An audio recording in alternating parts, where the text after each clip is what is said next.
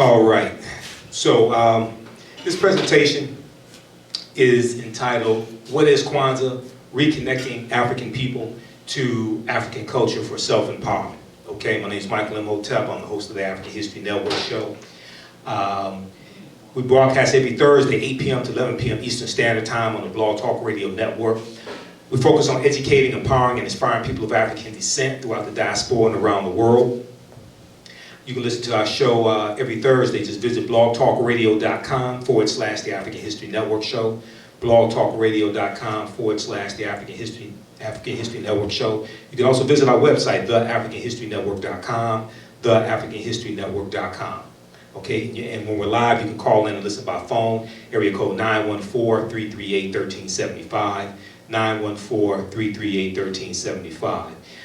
If you want to contact me, give me a call, 313-462-0003. Fastest way to reach me is by email. Email me at theahnshow@gmail.com. I get emails from people around the world. I respond very quickly to email. So theahnshow@gmail.com. I'm available for lectures, presentations, Kwanzaa presentations like this one here.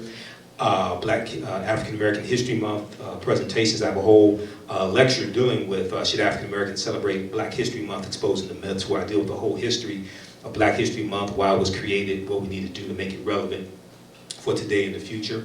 I speak at schools, churches, etc. So just give me a call, email me, we'll set it up. All right, now this is my show I just did this past Thursday, episode of my show I did this past Thursday. I interviewed Tony Browder, who is in Hidden Colors 2. He's also the author of Nile Valley Contributions to Civilization, this book right here. So if you've been to some of my lectures, you know I referenced this book. And also in the lecture I just did, Should African Americans Celebrate European Holidays, the History of Christmas, Thanksgiving, and Easter. So Tony Browder is an archaeologist, he's a historian. Nile Valley Contributions to Civilization, I recommend that book to everybody, especially people who are new in studying African history and African American history. You don't have to have a PhD in anthropology or archaeology or African studies, anything like that. It's very easy to understand. So we dealt with Tony Browder, we dealt with the winter solstice, Christmas, and the Asarian drama. So the winter solstice occurring on December 21st. It actually, this year, it occurred at 12 p.m., December 21st. It's the shortest day of the year. So we had, I think, 9 hours and 36 minutes of daylight during the winter solstice. And this is when the sun is at its lowest point in the constellation of the Southern Crux. And Crux is Latin for cross. So I get into that dealing with my presentation for dealing with the history of Christmas. And from December 22nd, 23rd, and 24th, the sun stands still. This is what solstice means. It was said that the Son of God, not the S-O-N, but the S-U-N, was hung on the cross and was there for 3 days. Then December 25th, it moves 1 degree, and December 25th marks an increase in sunlight. And each subsequent day, you have more and more sunlight. So in ancient times, December 25th was known as the birth date of the Son of God, not the S-O-N, but the S-U-N. So all this is dealing with astronomy. So yeah, we dealt with the winter solstice, Christmas, and the Asarian drama, dealing with the story of Asar, Set, and Heru, and Asar being cut up into 14 pieces by his brother Set, and being reconstituted by his wife Set, and his death being avenged by his son Heru, who was known as a Christ, born on December 25th, or the Ka Rest, the rising of the spirit, Ka meaning spirit, and rest meaning to rise, in the Medu language, Ka Rest. So that deals with that story. I also interviewed attorney Warren Ballantyne, who's the host of the Warren Ballantyne Show. He's known as the Truth Fighter. And we talked about the Code Red seminar that he was doing Sunday, December 22nd at the Roberts Riverwalk Hotel. He and David Anderson, who's the founder of the Empowerment Network. So we dealt with that. So you can go back and listen to this show. It's archived, blogtalkradio.com/the African History Network show. It aired December 19th. And also we had Kenya Stevens on from the Juju Mama Love Academy. And we were talking about the winter solstice and sensual spirituality, or Tantra sacred sexuality. So we dealt with that as well. And we talked about their live web class that they were going to have December 21st dealing with Tantra, sacred sexuality, and it was taking place on the winter solstice, because the winter solstice is a period of time of the energy shift, and in ancient times we knew that this was, the days are getting shorter and shorter and shorter. It's throwing off your body clock, and a lot of people are sluggish and things like this, so this is a period of time for people to slow down, to be still, to meditate, to sleep more, sometimes fast as well. But in this society, things are backwards, so people are running, trying to get ready for Christmas, and do shopping and things of this nature. So things are backwards in this culture. You can also advertise on our show. Just give us a call, 313-462-0003, or email us at theahnshow@gmail.com. So you can advertise on the African History Network show also. Okay, now every Wednesday night, 10 p.m. Eastern Standard Time, and it's supposed to be 10 p.m. to 11 p.m., but we've been going to 11:30, midnight, and one time 12:30 a.m. I do a show with Professor Kabahai Watakamene, also known as Booker T. Coleman. He's featured in the documentaries Hidden Colors 1 and Hidden Colors 2. He's one of my teachers. We do a show entitled the Per Ankh Hour Questions and Answers Show. So Wednesday night from 9 p.m. to 10 p.m. he does a live web streaming class on Town Zone TV. And he'll deal with a different subject each night, each Wednesday, from his curriculum. And then from 10 p.m. to 11 p.m. or 11:30, however long we go, we do questions and answers, so people can call in to the show on the same network. They can call in with questions about that night's teachings or previous night's teachings or any other questions that they have, okay? So this show aired October 9th, 2013. We dealt with the impact of melanin in the chakra system, the heart chakra. I think we also, that night, dealt with the history of the N-word as well, which is, a lot of people really need to listen to that. So the chakra system is dealing with the 7 energy centers in the body, and it's very spiritual also. So it's a very important topic that we're dealing with. Starting January the 8th, we come back because of after the first of the year and the holidays. January the 8th, we deal with the introduction to the Dogon of Mali. Okay, Mali, West Africa. So we're shifting gears, moving from the chakra system and the Shabaka stone into the Dogon. All right, so you can listen every Wednesday, 10 p.m. Eastern Standard Time, blogtalkradio.com/The African History Network show.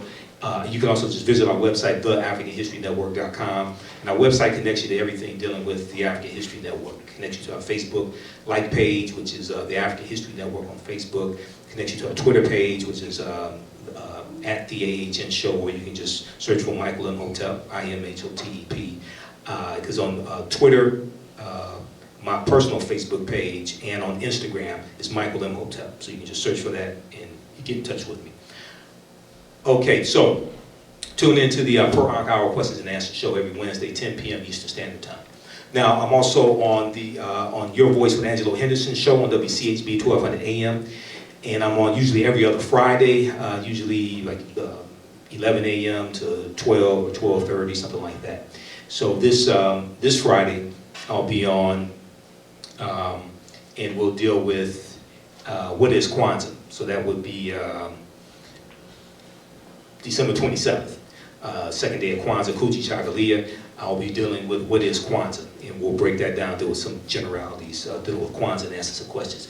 But in this show from December 10th, this was the day of the memorial service for Nelson Mandela, okay, in South Africa. And my guest was Brother Booker T. Coleman from Hidden Colors 1 and 2, Kaba Kamade, and we dealt with the legacy of Nelson Mandela, so that was an excellent show.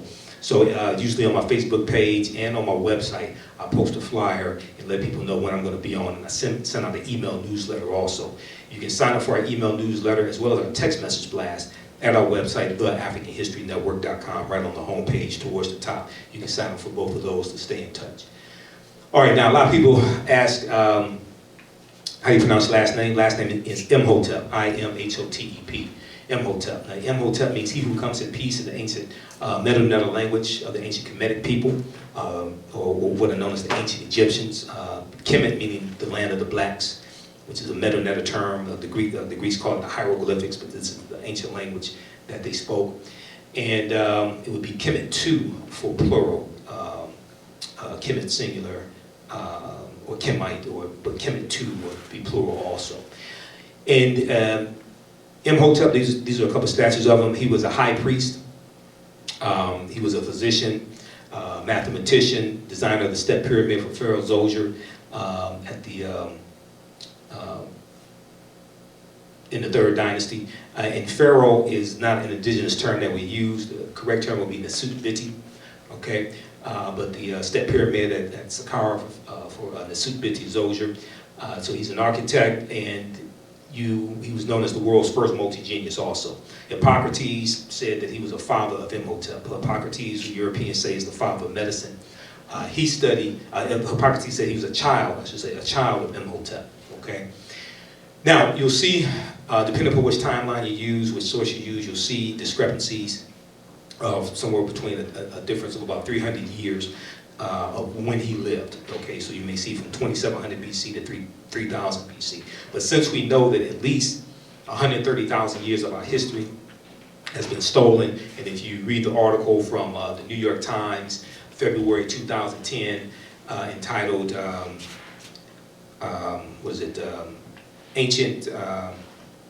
New Evidence on Crete of Ancient Mariners, something like that. Look for that article. It deals with an African presence on the Greek island of Crete going back at least 130,000 years ago. So I try to find the oldest dates I can find, so it goes back to about 3000 BC, okay, when he lived.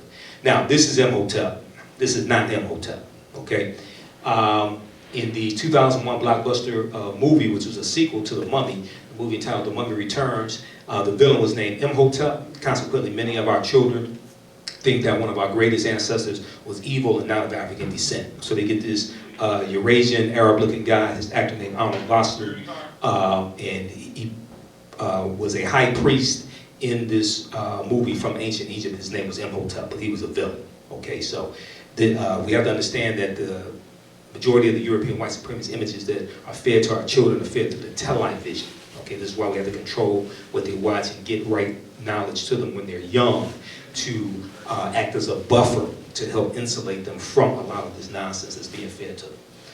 All right, now here's a picture of the step pyramid at Saqqara, designed by Imhotep for Nesut-Biti Zoser. Okay, now anytime I do a presentation, I know I'm going to say some things that people may have never heard of before. I may say some things that people disagree with. I may say some things that people don't like. But you have to keep in mind that you shall know the truth, and the truth shall make you free. So if the truth makes you free, what does a lie do? Okay, and the truth is to be known and not liked also. Very important to understand. But I usually start out with something like this. Usually have people put their fingers together to form a circle. I learned this from one of my teachers, Dr. Ray Hagins, from the African Village. And I usually say the space inside this circle represents my realm of knowledge. Everything that I think I know about whatever I think I know is represented within the circumference of this circle. I must keep in mind that there are still things to know that exist outside the circumference of my own awareness. So the reason why I say this is because oftentimes when people hear something that contradicts what they've been taught, what they believe, or what they think they know, they automatically reject it without doing any research to determine the validity of the new information that they're learning. And at the same time, they usually don't use that same level of scrutiny to analyze, critique, or reevaluate what it is that they believe or think they know. Okay, so just because you know everything that you know about what you know does not mean you know everything there is to know about what you know.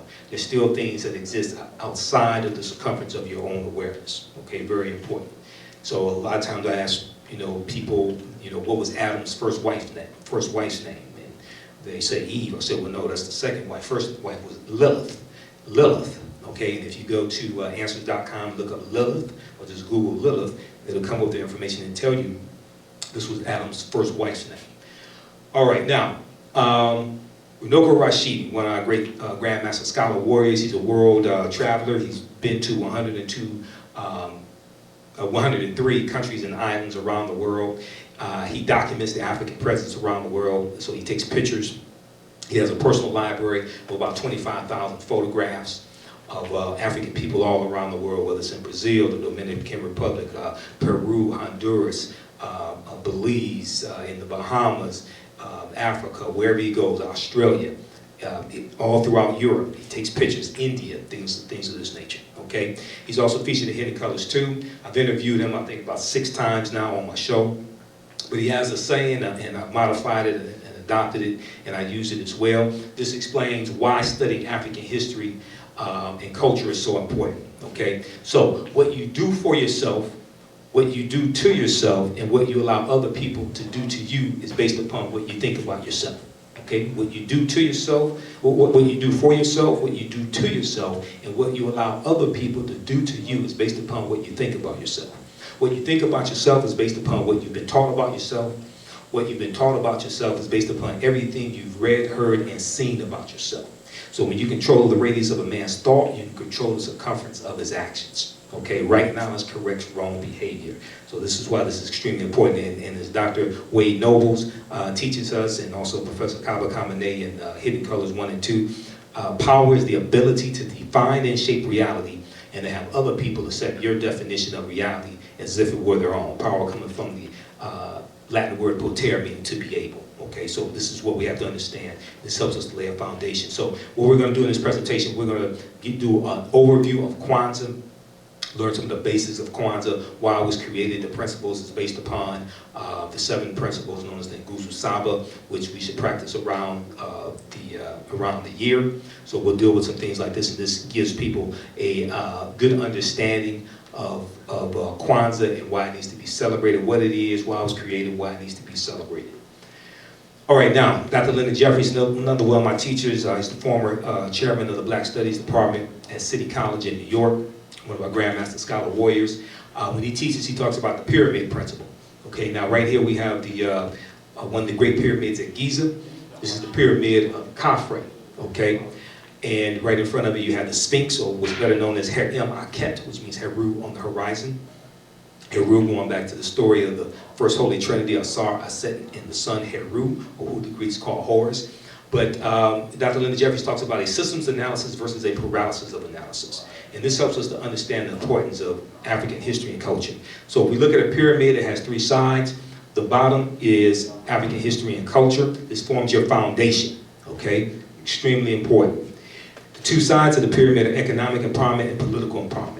All right? It does not matter how much money you have, if that foundation is not in place, you will not know what to do with your money and you will not be able to hold on to your money. So consequently, because African people have been stripped for the most part of African history and culture, 98% of our dollars are spent with people that don't look like us. We have a gross domestic product of approximately $1 trillion a year. By 2015, it's expected to be about 1.15 trillion.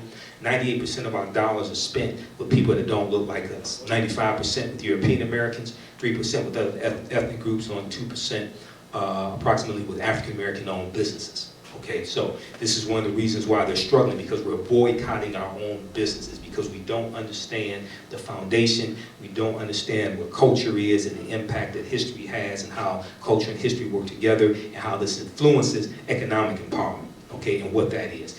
African people have to very quickly become the #1 employers of our own people in America, just like every other ethnic group. Every ethnic group in America, they are the largest employers of their own people, and for the most part, they have their history and culture intact.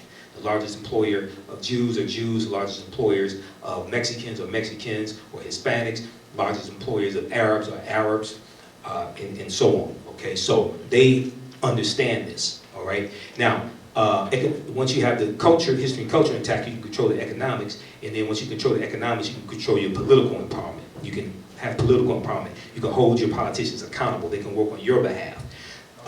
If you do not control your dollars, you will never be able to control the politics, because politics operates based upon money. Politics cannot operate efficiently without money.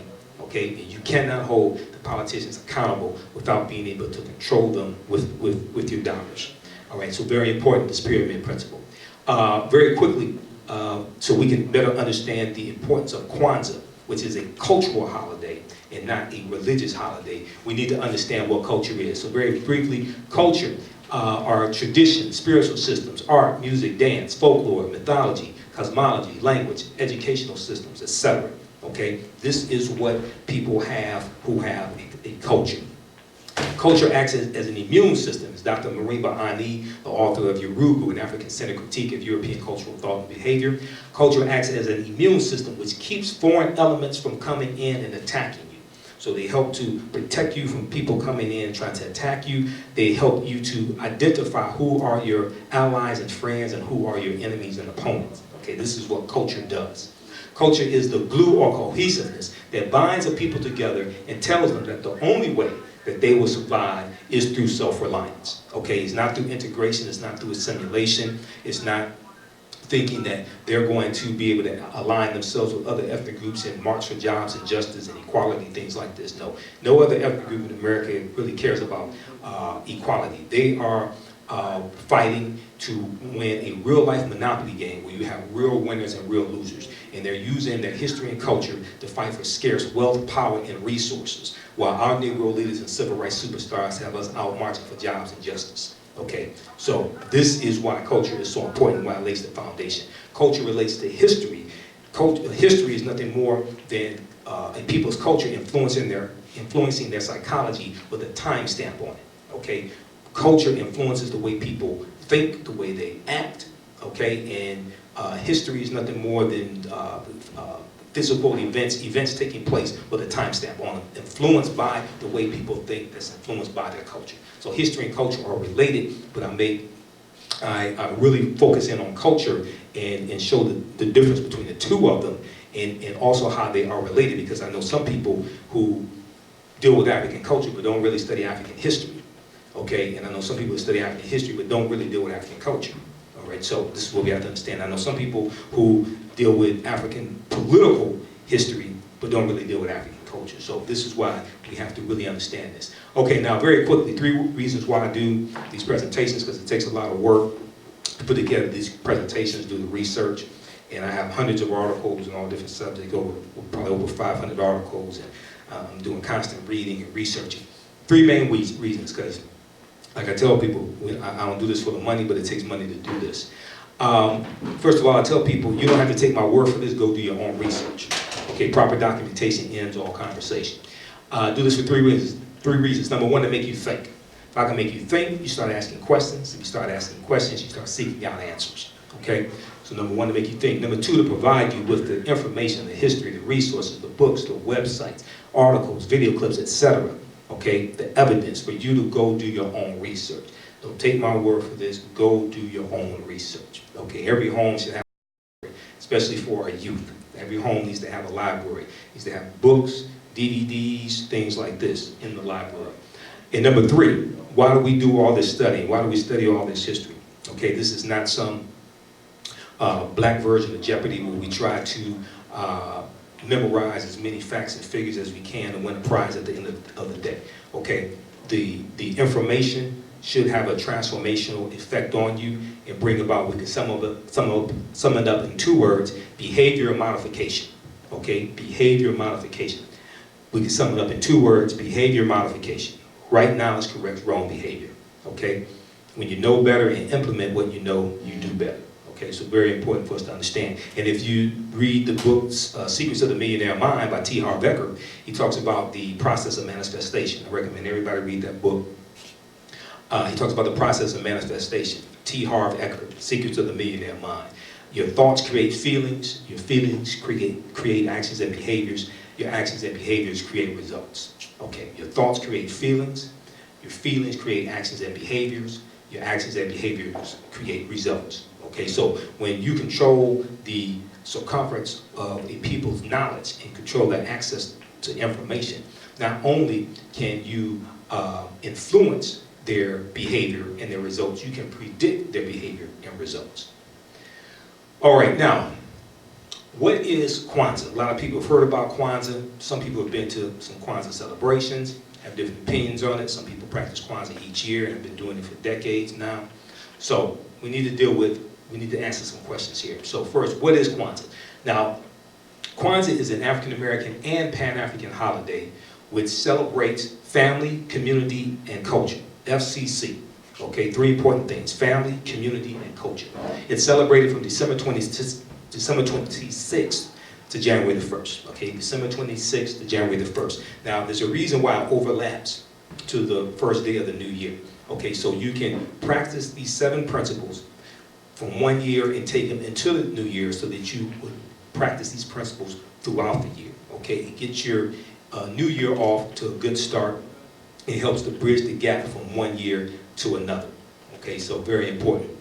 The name Kwanzaa comes from the Kiswahili phrase, matunda ya Kwanzaa, okay, which means first fruits. All right, Kiswahili is the most widely spoken African language. Now you may see it written as Swahili, okay, but it's actually Kiswahili, okay, the most spoken African language. So in Hidden Colors 1, Professor Booker T. Coleman, also known as Kaba Kamene, when they go through towards the end and they're dealing with solutions to our problems, okay? And we only have two root problems. Everything else are symptoms. Two root problems. Number one, European white supremacy, what it is. Number one, European white supremacy and racism, and we don't understand what it is and how it works, okay? Number one problem is European white supremacy and racism, and we don't understand what it is and how it works.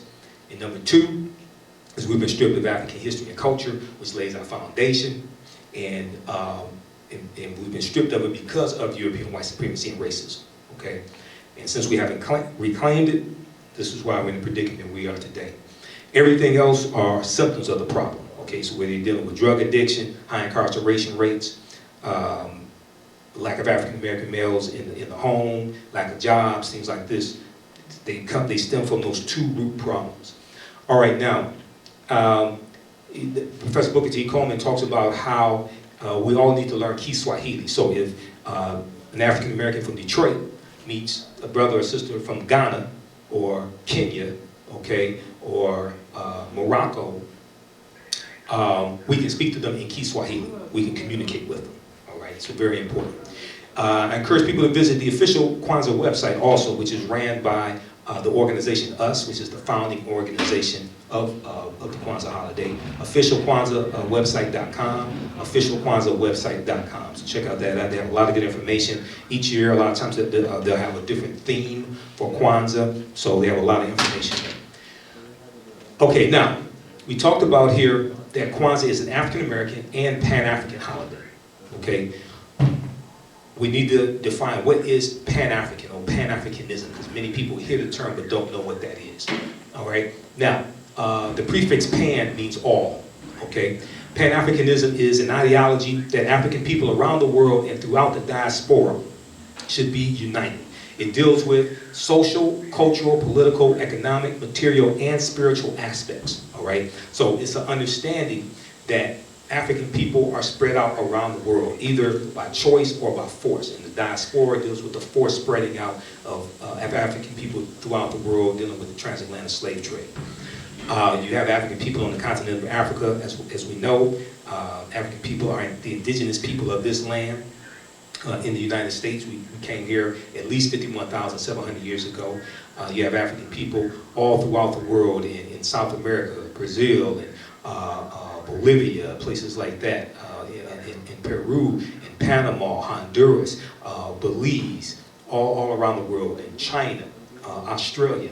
So Pan-Africanism is dealing with the ideology that African people, wherever they are around the world, should look at themselves as one people, regardless of who their colonizers were or who their colonizers are. They should look at themselves as one people, okay? Yes, we may have some differences in our history, but we're still one people, okay? So, and Pan-Africanism teaches that the fate of African people worldwide is intertwined, and we share not only a common history, okay? So just because your colonizers were the French, and your colonizers were the Belgians, and your colonizers were Dutch, okay? You have different colonizers. Some different things happen, but still we all have a common history, okay? And you'll see common themes in African culture as well. So Pan-Africanism teaches that the fate of African people worldwide is intertwined, and we share not only a common history, but a common destiny. Meaning that if we don't understand that we have to work together for the freedom and liberation of African people, not just in this country, not just on the continent of Africa, but around the world, that our fate is intertwined, our economies are intertwined, okay? We have to see them as our brothers and sisters. Now historically, take on the continent of Africa, for instance, going back 1,000 years, 2,000 years ago, what have you, African people on the continent of Africa did not call themselves African. They did not see all of themselves as one people. You're going to have different cultures, okay, different high cultures or quote-unquote tribes. Just like Europeans on the continent of Europe did not see themselves all as one people. They've been fighting and killing one another for hundreds upon hundreds of years, okay? And you have these groups of Germanic people that come down about 4th, 5th century, about 5th century AD, coming from northwest Europe. You're going to have the Vandals, the Visigoths, the Lombards, the Jutes, the Franks, the Anglos, the Saxons, all these, the Picts, all these different groups of people, and these people have been fighting and killing one another for hundreds of years. So, but today, because of the transatlantic slave trade, because of the Arab slave trade of African people from about the 8th century to the 19th century, with it, because of the transatlantic slave trade, because of colonization, things of this nature, African people need to adopt Pan-Africanism and see themselves as one people, okay, with one common enemy as well. The enemy is not white people, it's European white supremacy and racism. All right, now, I encourage people to check out the book Pan-Africanism for Beginners and check out pages 11 through